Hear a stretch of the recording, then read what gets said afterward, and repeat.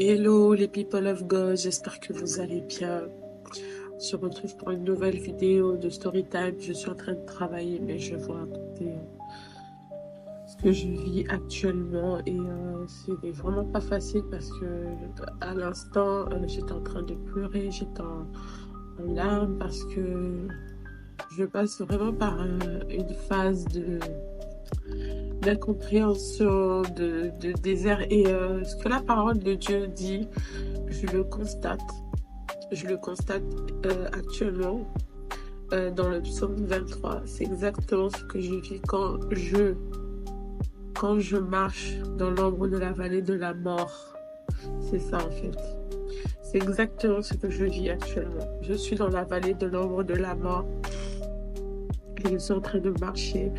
J'ai l'impression que personne ne me comprend. J'ai l'impression d'être incomprise en fait par toutes les personnes autour de moi. Je m'énerve pour rien. Au travail, ça ne va pas. Il y a beaucoup de pression. Je me sens vraiment oppressée de toutes parts. J'ai l'impression que rien ne va dans ma vie, que certains même avancent et moi, j'ai l'impression de tourner en rond. Rien qui se fait dans ma vie. Et j'avais besoin de vous raconter ça parce que je sais que certains d'entre vous peut-être peut passer par des moments compliqués, des moments difficiles. Et des fois, vous n'osez pas en parler autour de vous parce que vous avez peur que les personnes vous jugent ou les personnes ne comprennent pas en fait votre situation. Mais sachez que vous n'êtes pas seul. Hein. Vous n'êtes pas seul. Moi-même, je vis ça et je savais pas quoi faire. Même des fois, j'ai envie de tout laisser, de démissionner de mon taf, de tout abandonner, tout ce que je fais, parce que je suis aussi responsable de jeunes, je suis maman. Des fois, j'ai envie de tout balancer parce que j'ai l'impression que j'y arrive pas, que c'est trop pour moi, que voilà, il y a trop de cumulation. Et en fait, des fois, il faut savoir dire stop. Savoir dire stop, c'est pas tout balancer, tout arrêter, mais c'est savoir se poser et se rapprocher de celui qui nous a créés. Parce qu'il nous dit en plus dans sa parole, venez à moi vous qui êtes fatigués et je vous donnerai du repos. Et des fois on a tendance à vouloir pousser. Et c'est pourquoi il y a beaucoup de personnes qui tombent en burn-out ou je ne sais trop quoi parce que ils ont pas su à un moment donné s'arrêter, se poser les bonnes questions et aller vers celui qui donne le repos.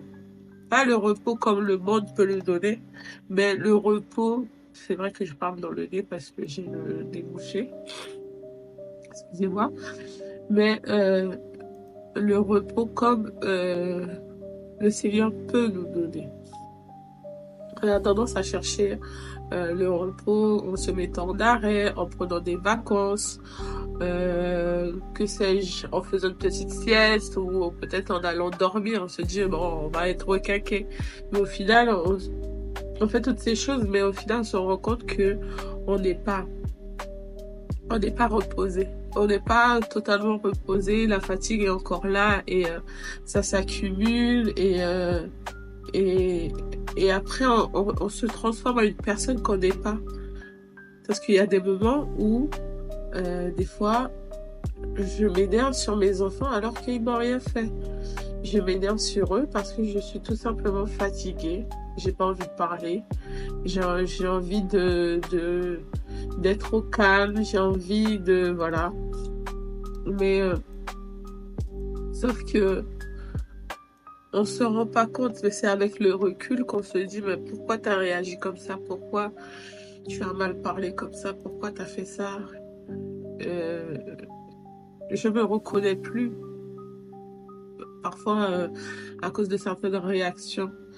Donc, c'est pour vous dire que vous n'êtes pas seules, les filles. Vous n'êtes pas seules. Surtout les mamans qui ont deux rôles. Comme vous le savez, moi, j'ai les deux rôles. Je suis maman solo. Je dois m'occuper de mes enfants en tant que mère, mais aussi en tant que père. J'ai deux charges. Je dois subvenir à leurs besoins. Je dois Voilà, je dois m'occuper de leur éducation et tout. Mais il n'y a pas que ça. J'ai aussi le travail. Il faut que je m'occupe du travail. J'ai aussi les responsabilités à l'église. J'ai aussi plein de choses qui font que, euh, voilà, j'ai besoin de ce repos pour aller mieux.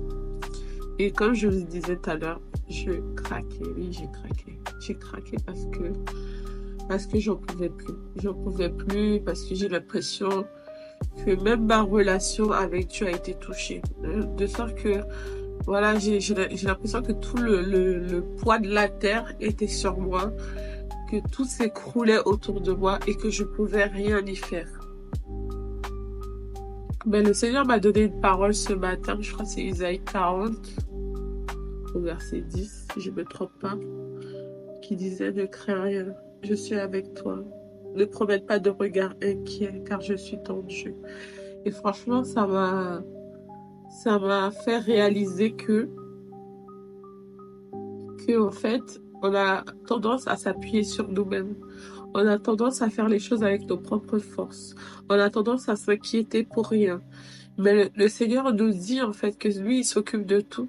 Il s'occupe de tout dans nos vies, dans les moindres détails. Ça veut dire que ce soit dans nos émotions, dans nos sentiments, dans notre vie au quotidien. Il s'occupe de tout. Mais on a tendance à vouloir forcer à faire les choses nous-mêmes. Sauf que non, le Seigneur s'occupe réellement de tout. Et on doit pouvoir se laisser, s'abandonner à lui, afin qu'il prenne le relais en fait. Parce que cette charge-là, ce n'est pas pour nous. Ce n'est pas normal qu'on puisse s'acharner à faire des choses, à forcer à faire des choses alors qu'on sait que Dieu est là pour nous aider. Et je parlais du psaume 23. Quand je marche dans l'ombre de la vallée de la mort, ça ne s'arrête pas à ce verset, ça s'arrête à « je suis avec toi ». Ça veut dire que certes, tu es dans cette ombre de la vallée de la mort, mais tu n'es pas seul, tu es avec Dieu et Dieu te tient par la main lorsque tu passes par ces moments difficiles. Et tu dois pouvoir avoir le courage d'y arriver parce que tu n'es pas seul. Et on sait que lorsqu'on n'est pas seul, on est plus fort. Lorsqu'on est à deux, on est plus fort. Et le Seigneur nous dit qu'il est avec nous. On n'est pas seul dans cette ombre de la vallée de la mort. Et on doit prendre conscience de ça. Prendre conscience que le Seigneur marche avec nous. Qu'il ne nous laisse pas seuls dans cette situation. Et il faut se dire aussi que cette ombre de la vallée de la mort, est juste un passage. C'est juste un passage, c'est juste, voilà, une ombre. Comme le mot l'indique, c'est une ombre. Une ombre, ça ne reste pas. Lorsqu'il fait jour, lorsqu'il y a de la lumière, cette ombre disparaît à la lumière du jour. Donc c'est pour vous dire que c'est juste un passage. Comme la nuit est un passage, comme les ténèbres est un passage, mais l'ombre de la vallée de la mort est aussi un passage. Et vous devez croire que Dieu marche avec vous et qu'il va s'occuper de cette situation. Donc continue à persévérer, même si c'est dur, même si tu ne comprends pas, même si tu n'as pas les réponses à tes questions, même si voilà, c'est le flou total, c'est le chaos total. Aie confiance en Dieu et tu verras que ta force sera en Dieu. Tu verras que ce sera même un lointain souvenir parce que chaque situation que tu traverses, c'est une expérience. Chaque situation que tu traverses, c'est un témoignage. Et ça permet aux autres qui vivent dans la même situation d'être reboostés, d'être requinqués, d'être fortifiés. Parce que c'est pas évident. Oui, c'est pas évident. Moi, je vous dis, j'étais en train de pleurer tout à l'heure. J'arrivais pas.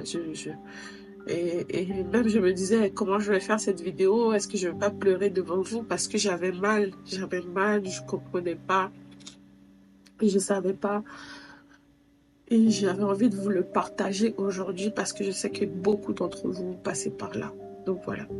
Donc c'était le petit message story time, je pense pas que story time, c'était voilà, un petit débrief de ce que je ressentais, de ce que je vivais en ce moment. Et je sais que Dieu m'a déjà fortifié. Il va déjà fortifier. Alléluia. Et je prie qu'il vous fortifie également, vous qui passez par cette situation. Vous n'êtes pas seul. Dieu marche avec vous et il vous fortifie. En tout cas, que Dieu vous bénisse, les people of God. Et on se dit à très bientôt. Bisous.